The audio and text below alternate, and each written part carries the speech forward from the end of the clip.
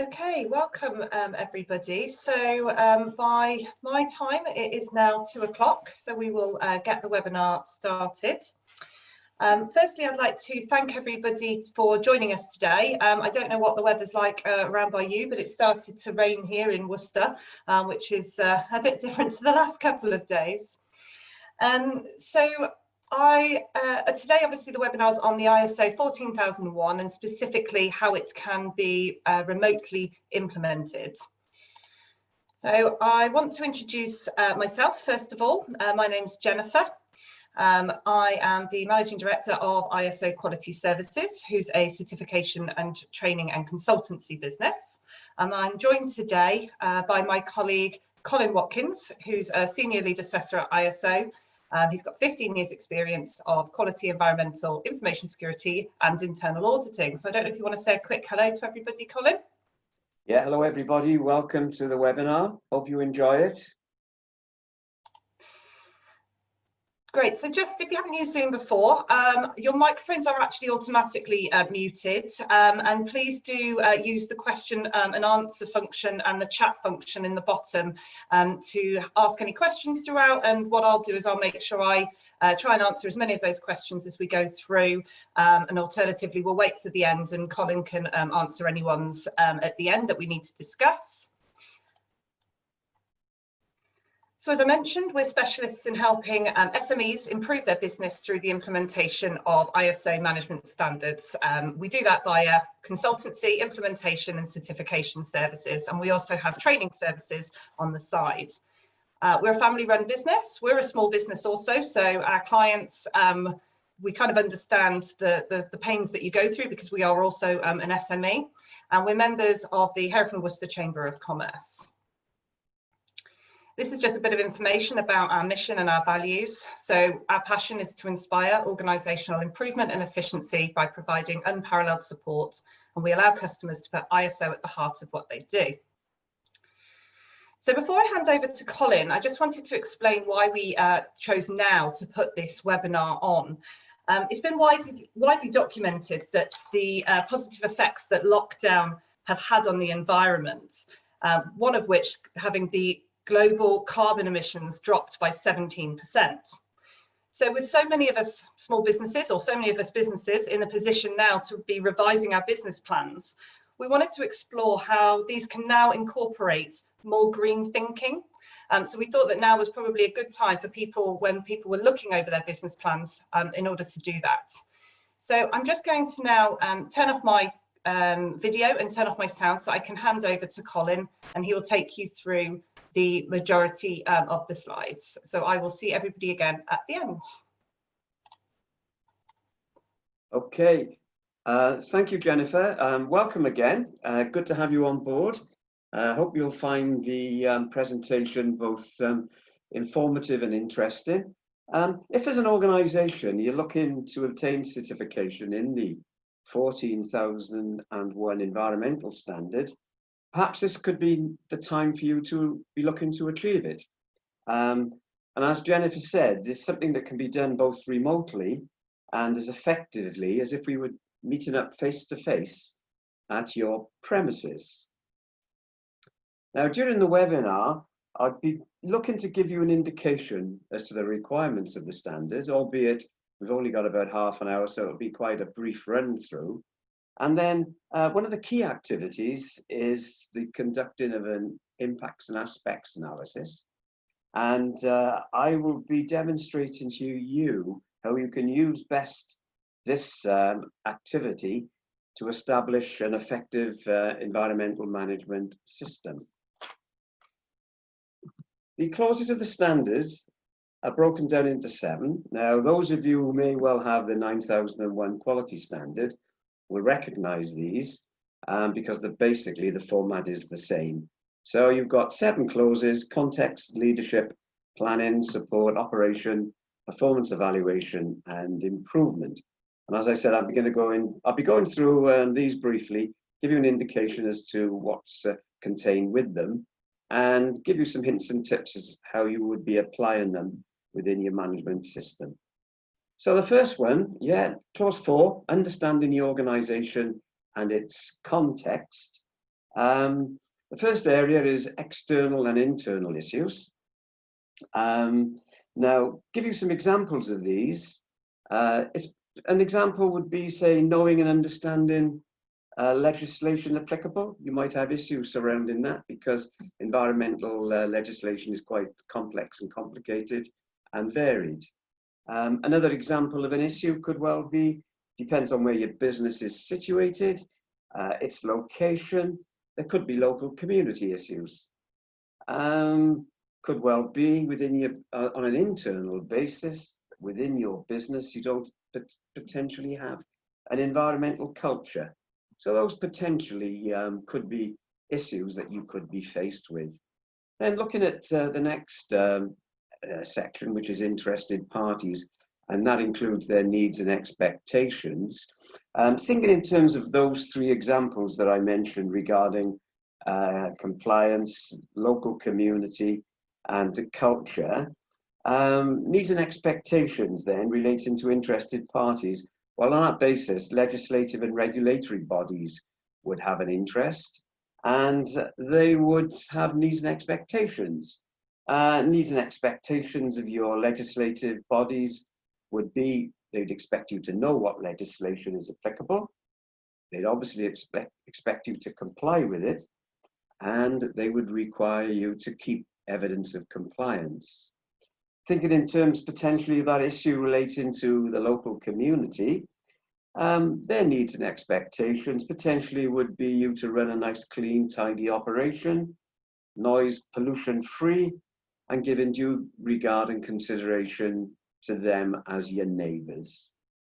Thinking in terms of the one of environmental culture within the business, that potentially would relate to the staff, and they potentially could expect you to exhibit positive environmental leadership and providing governance and guidance. If we move on to the scope, effectively what the scope is all about, what you want to include or what you intend to include within your management system. And effectively, when we come in as assessors, this is what we'll be assessing you against, the scope of your business against the standard requirements of the 14,001 environmental standard. Within your scope, the sort of things we'd be looking to see is, what are the physical boundaries? That's i.e. your premises. What business activities do you require included within the scope? And we'd expect you to be included within the scope those issues that we talked about, needs and expectations of interested parties. Remember, with issues, they're dynamic. The day we come in, for argument's sake, or the first day that we meet up with you, you could have one set of issues, and then 6 months later, they could have changed. They are dynamic. Then processes. So effectively, that's the processes that are required for effective, an effective environmental management system, how they interact with each other, and how they interact with the requirements of the standard.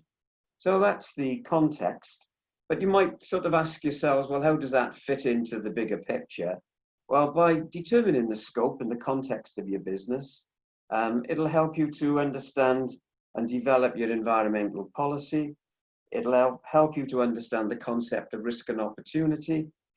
It'll help you to provide input into your environmental policy, and it'll also help you to provide input into objective setting.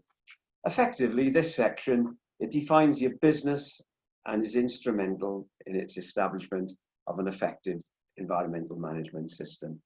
So that's context. Clause 5 is leadership. Basically, here with leadership, the main requirement of leadership and commitment, top management, is making sure that there's a positive environmental culture throughout the business. That can be achieved through strategic direction, setting an example, involvement. So they're areas whereby leadership can influence the culture of the organization. But they're also within the standard, though, there are some tangibles. The first thing is, if you look at the left-hand side set, the first one is leadership, environmental policy. Leadership, top management should have an input into the environmental policy. It should reflect the aims and objectives of the business, and it should be formally signed off by a senior member of management. Top management should also make sure that environmental objectives are set. They should also make sure, as I said earlier, the strategic direction of the business is determined. They should also look to encourage an integrated process approach, that is, integrating the requirements of the standard into your day-to-day business practices. You don't want ISO in one box and your business processes, your business practices in another box. You want them integrated together so that you basically have a management system which becomes a matter of routine. Also, top management should ensure that resources are made available to effectively develop your management system.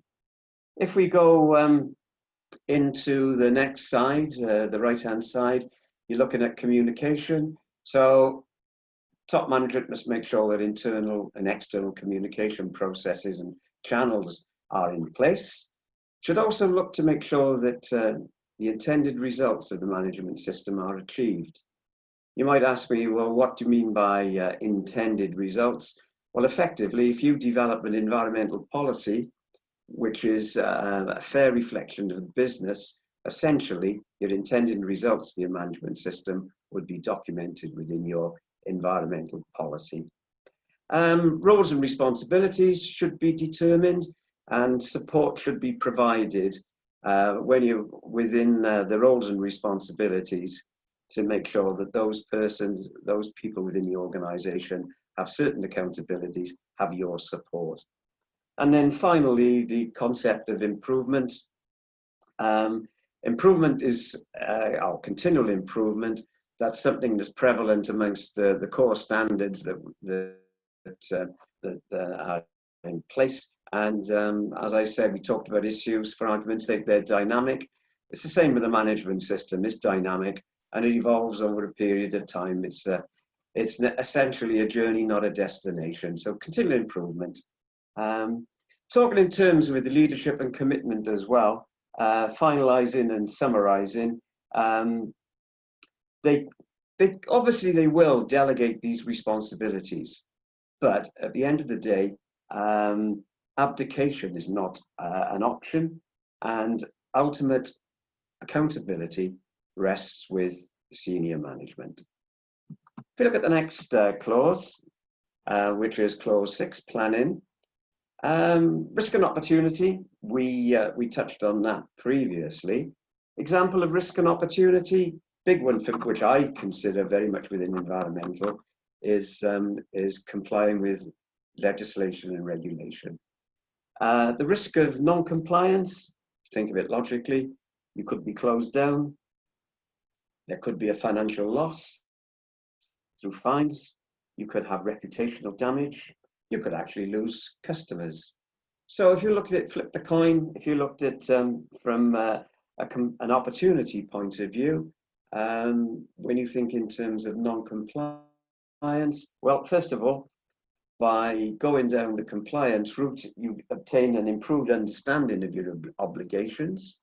This is something that you might want to outsource to a certain extent because it's a relatively a minefield. So external consultants could be of assistance there.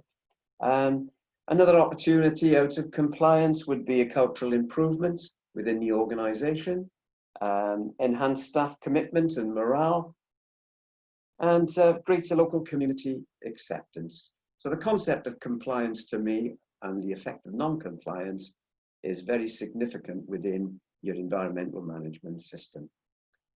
Another aspect of planning is the environmental aspects and impacts analysis, which I'm going to develop later on in the webinar, so I won't spend any more time on that. We've talked about compliance obligations, so part and parcel of compliance obligations yet is understanding and complying with your compliance obligations, and we'd expect to see some form of legislation register, which we would sort of work with you, ensure that yeah, everything that you undertake, you understand the compliance obligation. Another part of planning is making sure that objectives are put in place, and part and parcel of objectives is making sure that there are plans as to how you're going to achieve those objectives. You'd normally put some form of timescale within them, and also roles and responsibilities as to who would be responsible for managing that particular objective. So that's planning. We go there to the next slide, which I've combined two there, which is support and operational, clauses 7 and 8.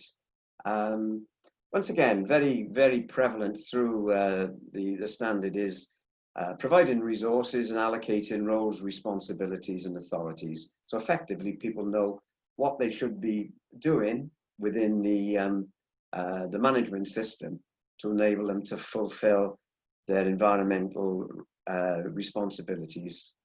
So roles, responsibilities, and authorities are important.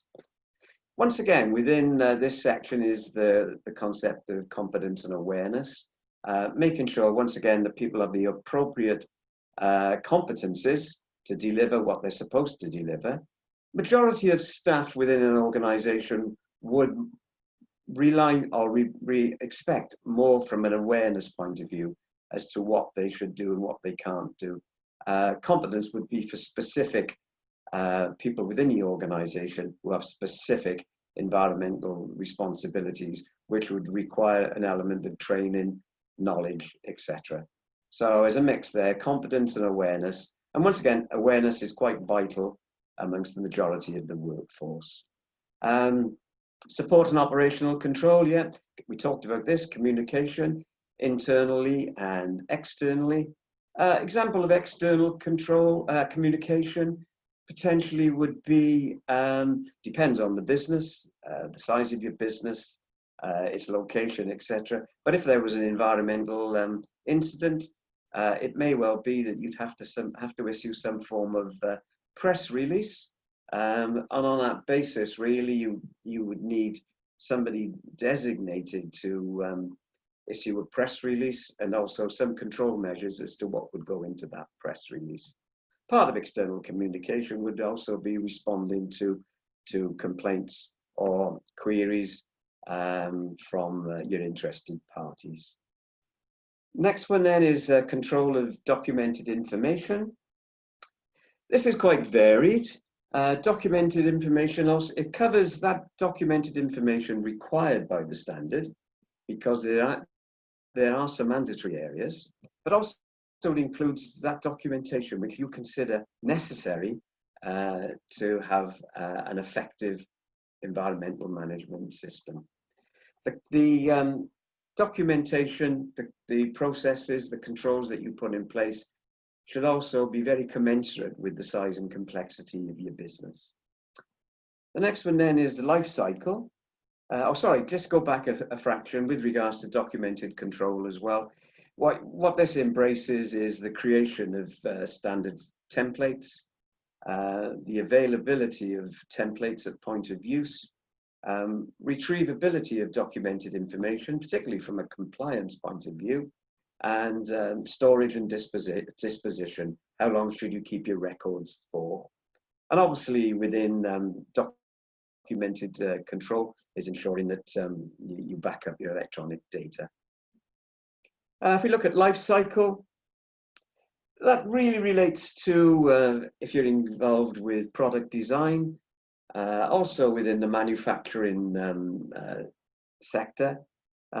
What you're looking there at each stage of your production process to determine the environmental impact of your activities on the environment and how best they can be managed. An example of life cycle potentially would be, say, packaging, and putting indications on the packaging as to whether it's recycled or can be recycled or not. Another aspect of packaging would be end of use, as we've seen it with batteries, for argument's sake. End of use, they shouldn't go in your domestic waste, for argument's sake.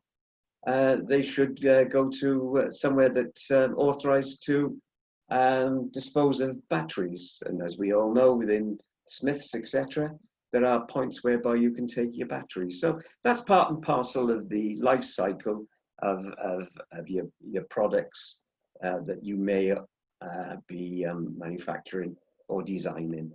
And then finally, emergency preparedness and response. Big thing about emergency preparedness and response, emergency planning, is testing. It's very much like business continuity. If you have a business continuity plan, you should test the scenarios to make sure they work. That's the same with emergency preparedness and response. You should have your emergency plans and you should test those plans, and you should record the results of those tests, and you should learn from them. If they don't go as well as they should, why not? And what can you do to make it happen better? Examples of emergency situations: fire, flood, spillage, vandalism. And once again, within EP&R, there would be potentially a need for training to make sure that people know what to do in the event of an emergency, that type of thing. We'll cover that a little bit more off within the aspects and impacts analysis. Next section, once again, I've combined those two, that's 9 and 10, which is performance evaluation and improvement. There's no point having a management system unless you evaluate its performance. And performance areas, internal audit, this is mandatory. You should have an internal audit program. Once again, you make the decision what you're going to audit. It's your management system, and you look at the critical areas of your management system, and you determine what you want to audit within those areas. And you normally look at those that if they're not being observed, would have the most adverse impact on the business. Internal audit program, yeah, you conduct audits in line with the program. You should record your results. And as an improvement tool, you should be looking for lessons learned from your internal audit program. Non-conformance is an improvement tool. It can include environmental incidents. It can include non-observance of procedure. It can include compliance breaches. It could include complaints. But the main thing about non-conformance, is responding to a non-conformance, making sure that you undertake your corrective action and put in place preventive actions to stop the non-conformance reoccurring. But it's through the preventive action that your continual improvement is experienced. And once again, non-conformances, they should be recorded, because us as assessors would want to see what non-conformances were seen and how they were managed and how they fed into your continual improvement process. But once again, we talked about quite a bit about compliance. Excuse me. Yeah, it's all very well having a compliance register, but you do have to make sure that you are observing that compliance. So there is a compliance evaluation requirement within performance evaluation. And then the final area of performance evaluation is the management review process. This is where you as an organization, you sit down as a team. You'll be looking to have a team drawn from people from different parts of the business so that you have a balanced view. It would be advisable to have a member of senior management sitting on, because that would be the evidence of their commitment. Although you wouldn't necessarily want them to dominate the management review process, because you want a balanced view throughout the meeting.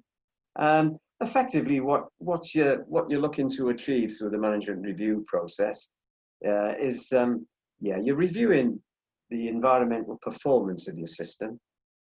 You're confirming that it's fit for purpose and that you've captured the improvement opportunities.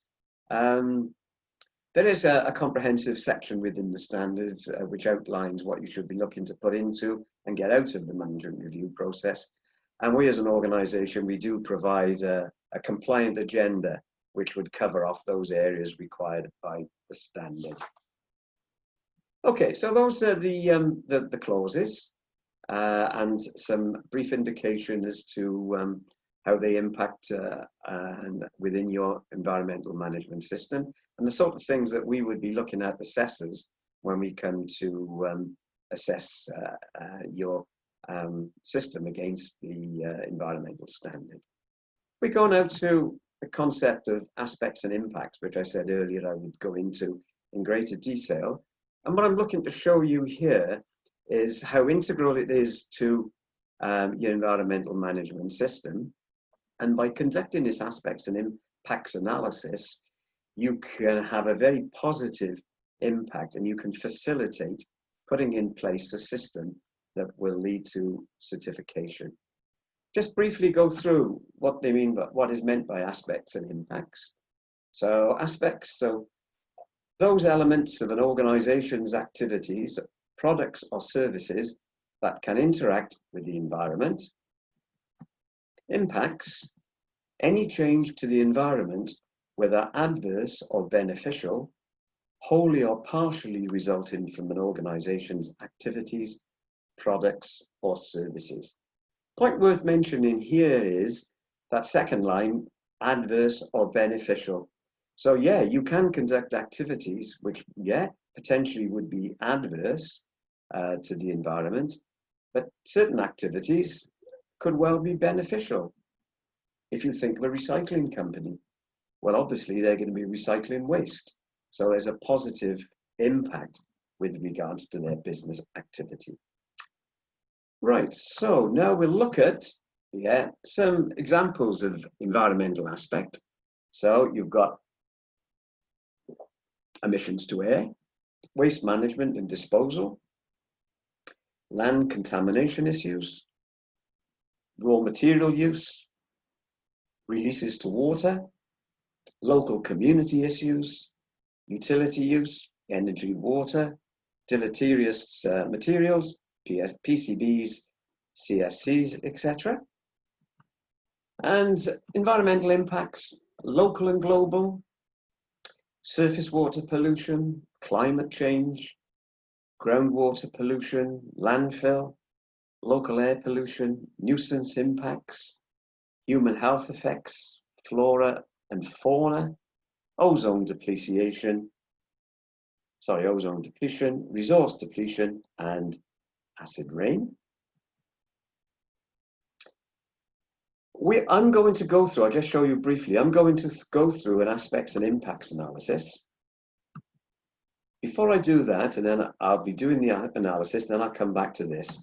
What effectively the aspects and impacts analysis will give you, first of all, by doing this analysis, it'll be able to make sure that your environmental policy, as I said earlier, is a fair reflection of your aims and objectives, because it helps through the aspects and impacts analysis, you'll fully understand the nature of your business.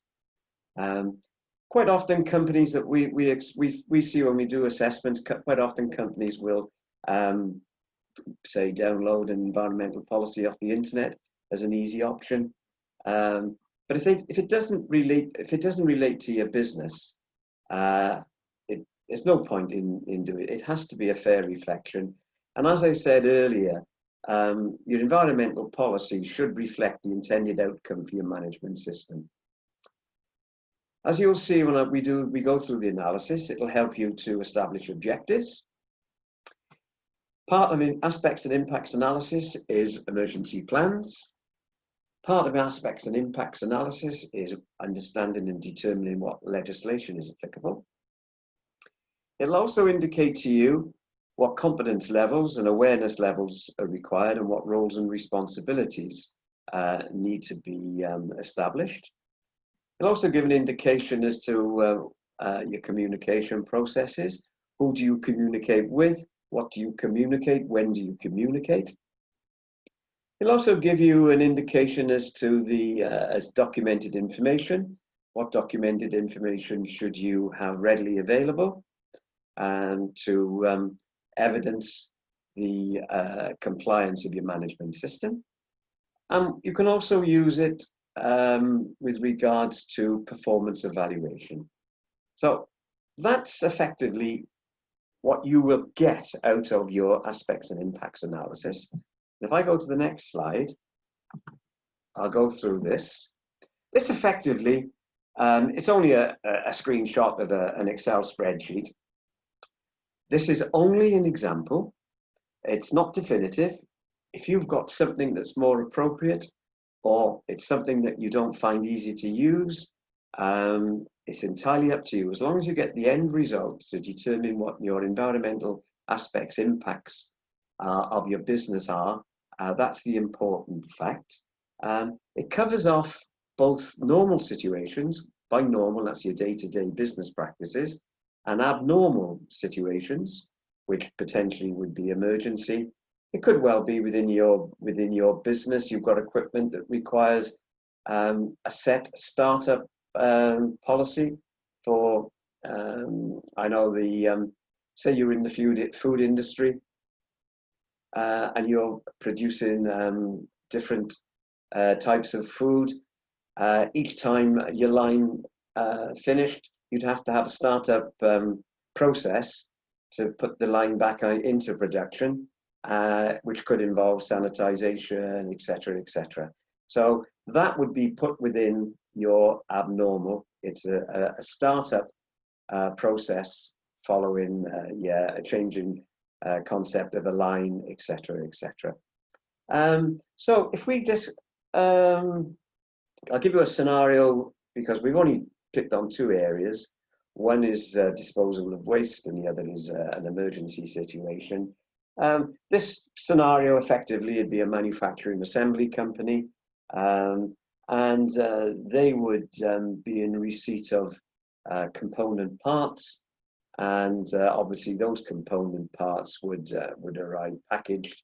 So one of the issues that potentially we'd have from that would be the disposal of the waste from goods received. So if we just go line by line, box by box. So disposal of waste from goods received, essentially that's a day-to-day, so it's classed as normal. The environmental aspect from disposal of waste would be waste management and its disposal, and potentially raw material use from, say, plastics, packaging.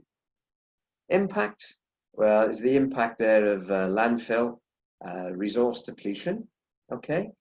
What we're going to do now is do a risk assessment effectively. It's very similar to health and safety risk assessment. So what's the worst case scenario? So we've got no controls in place, okay? So then we move across to the next box, which is quantity of aspect. The scale used in this instance is 1 to 3. 1 being minimum source of emission, pollution, use of resource, volumes. Number 2 would be moderate, and number 3 would be major. So in this instance, when it comes to the determining the quantity, for this particular company, the quantity of the aspect would be 2, which effectively is moderate. Consequence once again is 1, 2, and 3, with 1 being minimal, 2 being moderate, and 3 being major.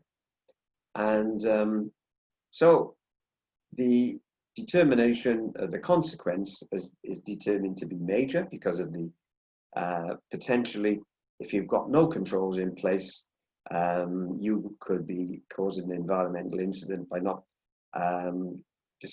disposing of your waste in an appropriate manner. So the impact ranking, so as 2 by 3 equals 6. With regards to this is obviously from a quantitative point of view. You could, if you wanted, you could have it low, medium, high. We've done a multiplication, 2 by 3. You could do 2 plus 3. Once again, the choice is yours. You do it the way that you feel most comfortable with. As with all risk assessment then, we've done the worst case scenario. So the worst case scenario is 6. And if you look at the key down the bottom, 6 is classed as significant. Now we're looking at controls. What controls can we put in place? Well, we've got a policy in place, which is reduce, reuse, and recycle. We segregate all our waste. It's not in there, but part of waste segregation would be making sure that our waste is collected by a licensed waste collector. then we do a reevaluation. Effectively, yeah, we still got, because of the volumes of waste that we get in, the quantity still basically staying the same. But the consequence on this aspect, once we've got controls in place, reduces significantly. So we've reduced that to a minimal effect now, because we're recycling most of our waste. And so the impact ranking comes down to a 2, which effectively brings it into the non-significant bracket. Following on from that, then the next box along, it enables us now to set some objectives. So we could be looking to reduce our waste by, say, X% going to landfill. With regards to that objective, first of all, you need to make sure that you've got a base figure. And at some stage, you may get to a point whereby you can't reduce it anymore. So once again, that objective would be dynamic. Another objective would be to make sure that you comply with waste legislation. Another objective could be ensuring that all staff are aware of the reduce, reuse, recycle policy. Potentially, you could, if it's within your control, you could potentially set another objective, which would be try and influence your suppliers to say, if they use cardboard, to make sure it comes from a sustainable source. Or you could talk to them about not having single-use plastic. So once again, you could be looking to influence your suppliers, and you could set yourself an objective surrounding that. Okay, and then within this concept as well, you can determine what legislation is applicable. So giving you an example there, so the environmental protection regulations are appropriate here, waste management duty of care, and the Environmental Protection Act. Okay, so that's a normal. If we go into abnormal, so we're looking at emergency situations here. In this particular instance, any premises fire. So the aspect would be local air pollution, human health effects. Impact would be emissions to air, water, and land contamination. Once again, worst case scenario, no controls. So the quantity, it's going to be on a 1 to 3 basis, is going to be major. Instead of consequences, for consequence, read likelihood. So the likelihood of a fire, if you've got no controls in place, the likelihood is likely to be high, so likely to be major. So on an impact ranking, 3 times 3 equals 9. So once again, no controls is significant. Then looking at what sort of controls can we put in place relating to the potential for a fire. So yeah, most companies will have a fire procedure, they have a fire policy, they have fire marshals, they were competent. You could look to maintain your equipment to make sure that it's fit for purpose, not a fire risk. Inflammable material would be stored securely and safely and away from a likely ignition source. Something that's not in there, but it could well be that you've got intruder alarms, CCTV, all designed to deter potentially a fire through, say through vandalism. So then you go back to the reevaluation. So your quantity of a major, the quantity of a major fire, once again, would still remain as major, but the consequence or the likelihood of the impact, because of your measures, would be severely or significantly reduced. So that's been reduced to a 1. So you brought your impact ranking down from significant to insignificant. Okay, so then out of this particular activity process, etc., objectives, yeah, objectives could be set around ensuring fire safety is communicated to staff, and trained marshals are always on site. Site safety audits to be conducted, and cost assessments to be conducted. That would link into your hazardous materials. Legislation applicable potentially would be regulatory reform, Fire Safety Order, Water Resources Act, COSH regulations. So you can see from that aspects and impacts analysis, it brings out a huge amount as to what you should be considering when it comes to an effective environmental management system, and gives you a lot of ammunition and processes to enable certification to be provided in the into your management system. And if I just briefly, I'll just go back to the go back to the previous slide. So if we kick off with the environmental policy, okay, I'll go back to the aspects and impacts.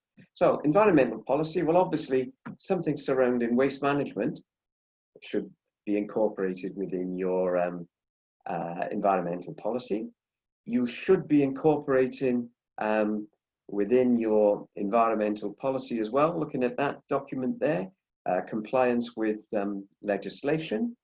And you could include within it managing and controlling pollution and establishing emergency procedures. So once again, through this aspects and impacts analysis, it gives you input into your environmental policy.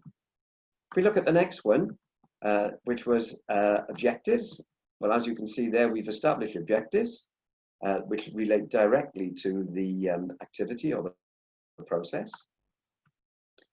The next one, emergency preparedness. Yeah, that's part and parcel of the aspects and impacts analysis as an abnormal activity. Yeah, through the analysis, we've determined in that far right-hand column what legislation is applicable with relation to the activity or process. Roles and responsibilities, competence and awareness, we could look at those two together. And yeah, you're talking about, if you look at fire and the controls, you've got fire marshal training. If you look at disposal of waste, and we're talking about reduce, looking at objectives and targets. We're looking at ensuring all staff are aware of the reduce, recycle policy. So obviously that relates to maintaining the awareness profile of environmental management within the organisation. If you look at, once again, premises fire, ensure fire safety is communicated to all staff. So once again, you've indicated roles and responsibilities, that fire marshal for argument's sake, awareness, that's reduce, reuse, recycle, and fire policy, etc. Competence, once again, that's a trained fire marshal.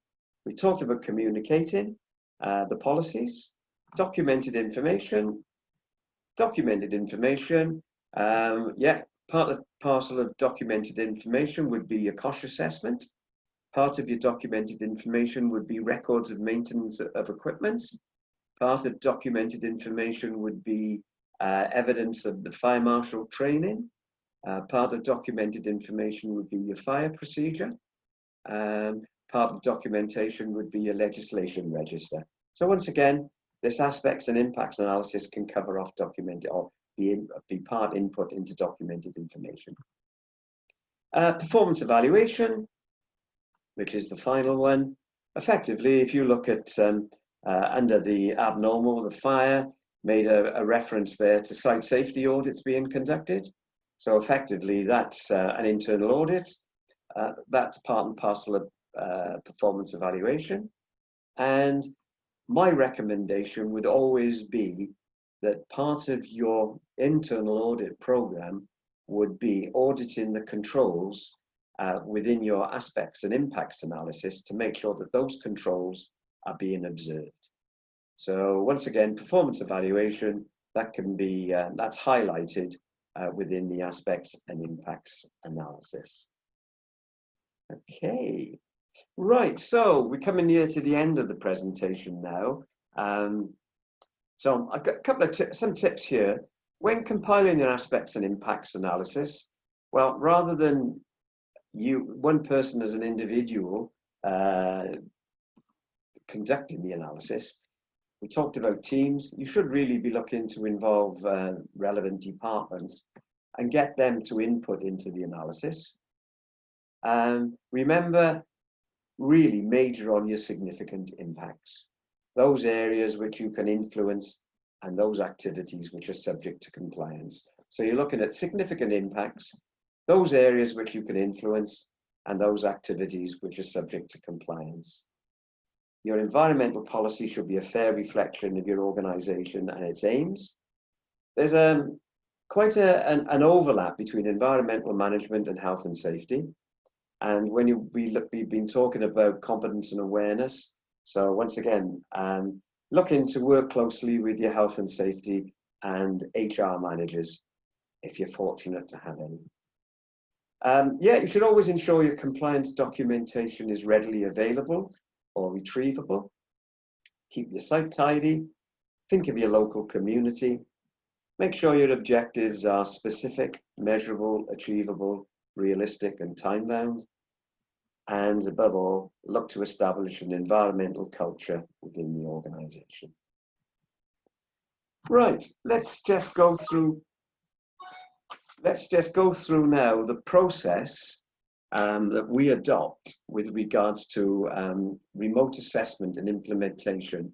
So if you were to contact us and you were looking to get your environmental management system certificated, the process effectively be, once you've accepted, agreed with the proposal that we would present to you, we would then send an email to request the appropriate information that we as assessors would need to see to assess against the requirements of the standard.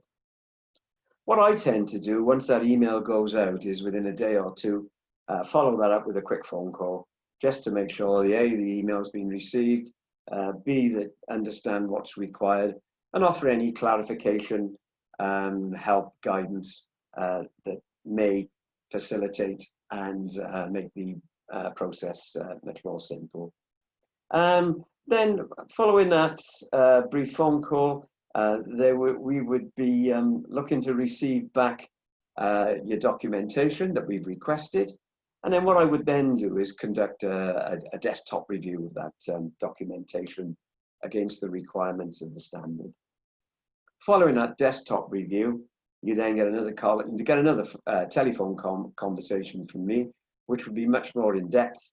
And I'd be discussing the desktop review. May well be that I require additional information, clarification. That could be provided by way of file share, screen share, or alternatively, if it wasn't readily available, could be emailed at a later date. And during this process as well, this particular telephone call, or whatever the Teams or Zoom or whatever, I'd also be looking to gather information to prepare what we call a signpost manual. Effectively, it's not an in-depth manual, it's just an indication as to what you should be doing or what you are doing against the requirements of the standard. Once following that assessment, remote assessment, you would then get from me a report. The report would confirm effectively the status where you are with regards to the certification process. It indicates if there was any more information required, and also determine any timescales for the information to be presented. Following that, then you would then get another call from me once all the recommendations have been addressed. This would really be confirming the certification process, discussing the next steps, presenting the manual, and arranging for the certificate to be forwarded on to you. So it's quite a simplistic process, and it's something that we look to make as slick as possible, but it can be easily achieved on a remote basis, with information being forwarded in line with the requirements of the standard, and in line with timescales which we mutually agree. So that's our process. And yeah, once successfully presented, you'll receive a certificate which is valid for 12 months. And that basically is my stage of the presentation. And any questions, folks? I'll just give you a couple of seconds if you do have any questions to tap them into the chat box. That was obviously a really comprehensive run through in the time that we had allowed. So thank you, Colin, for that. That was excellent. I'll just give you a couple of seconds if you have got any questions, but obviously Colin did cover quite a lot of information there, so I appreciate if everything that you wanted to ask has been covered. Colin, if I could just ask you to skip to the next slide for me. Oh, certainly. There we go. Thank you.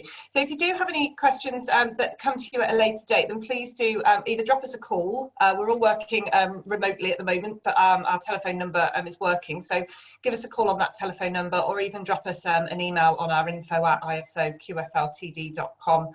I think we have a question actually. Email address. So if I just go to the question that we have, how often do you have to be re-audited?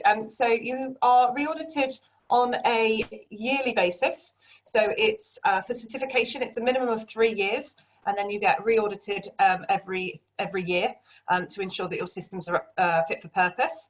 We also provide you with consultancy mid-year as well, so that we make sure that you are not guaranteed as such, because obviously there's a time frame in between, but to give you the highest chance of recertification on first try, and 99% of our customers obtain recertification on the first try. I think that's fair to say, Colin. Yeah, definitely. Can we have access to the slides? Yeah, this webinar has been recorded, and I will be uploading it to YouTube, but I can definitely send an email of a PDF of the slides out for you. So absolutely no problem at all. I will have your details from your registration. So thanks for that. So finally, Colin, if you could just flip onto the next slide for me, the final slide. We are doing a series of webinars, and we've already done one on 9001, which can be found on our ISO Quality Services YouTube channel. So please do have a look there. Our next one is actually on resilience, business resilience, and it's on the 17th of June at 2 o'clock. If you go to our website and take a look at the events section, then you will see the joining instructions for that one. And that one's being presented by a partner company called Zentano, who are a leadership management and change coaching company.